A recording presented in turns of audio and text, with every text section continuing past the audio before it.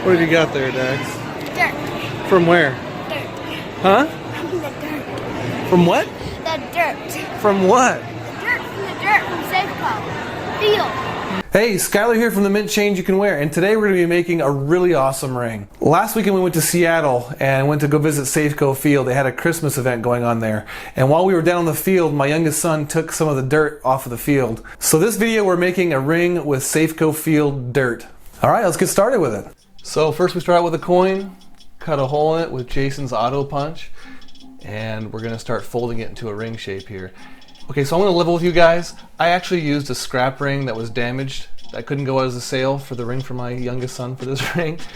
And this is just a really abbreviated version on how we get a coin into a ring shape. I just didn't want to leave you guys confused who are new to my channel, and we were making a coin ring and you're like, well, wait a second. How do you make a coin into a ring? So here's how we're doing it. I just couldn't show it because the other one I didn't get on video because it was a scrap one that didn't turn out. But apparently it was good enough for my son for Christmas, so Father of the Year award goes right here. You know, if my dog was as ugly as you, I'd shave his butt and tell him to walk backwards.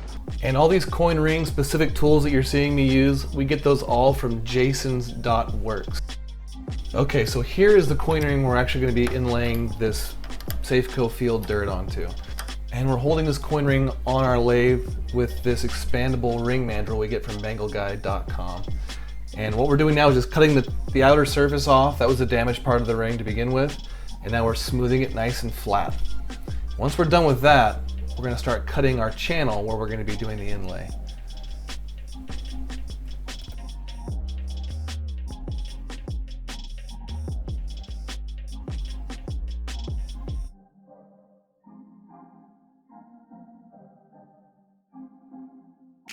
Now that we have the rough shape of the channel, we're just straightening the sides up with different bits just to get nice, straight, even walls. And then we're going to true up the other end of the coin ring to make it nice and even.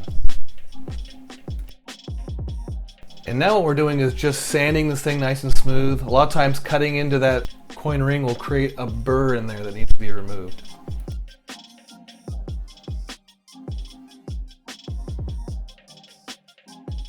Alright, now the channel's all cut and cleaned out and smoothed out, and we're ready to start inlaying some dirt. But before we do that, we're going to take this deburring tool and cut the extra rim out of this coin ring. If you don't do this step, the ring is really sharp and uncomfortable wear on the inside. Once we're done cutting that out, we're going to sand any marks that were left by the deburring tool, and we're left with this. And now that we're going to start inlaying this with the dirt, I'm going to create a little area where I can easily recapture the dirt that we drop off the ring. And the reason being is my son only gave me like literally a little thimble full of dirt. It was like hardly enough to do this ring. And all I had to bring the dirt home in was 2 bubblegum wrappers. I know you're new to our team, but do you always suck this bad, or is it just a special occasion today?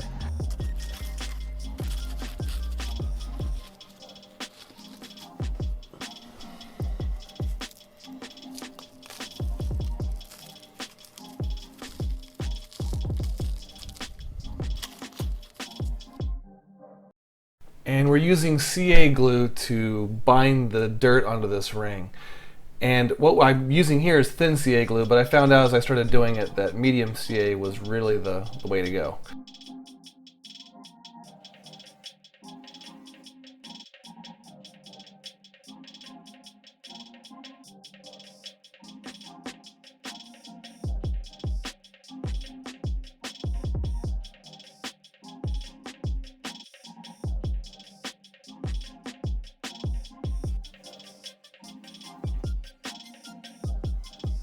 And now I'm just pressing this dirt in as best I can to fill any voids or gaps.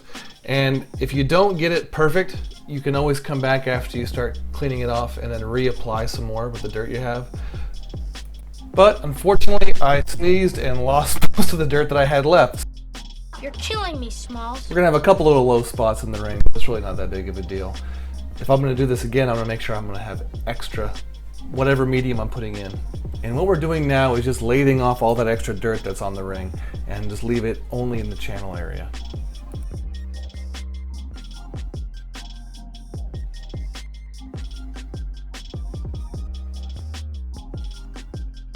And once we have it like that, we're going to start sanding it down, sand it all the way through the grits to right around 1200 grit, and then we can do our final polishing.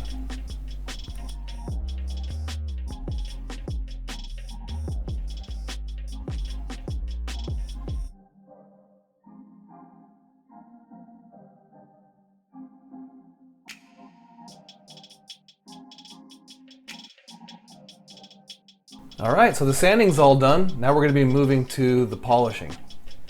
And what we're going to be using for that is some of this green rouge. Just going to apply a little bit onto our brush and then lightly polish the ring. And now what I'm going to be doing is antiquing the inside of the ring so we can bring out those coin details that are in there. And we're using black max. And black max is not my best choice for darkening rings like this. I really like liver of sulfur better, but this was just a lot easier to use because we're only going to be doing the inside of the ring. And since I'm not worried as much about wearing the finish out because it's on the inside of the ring, black max is the perfect choice.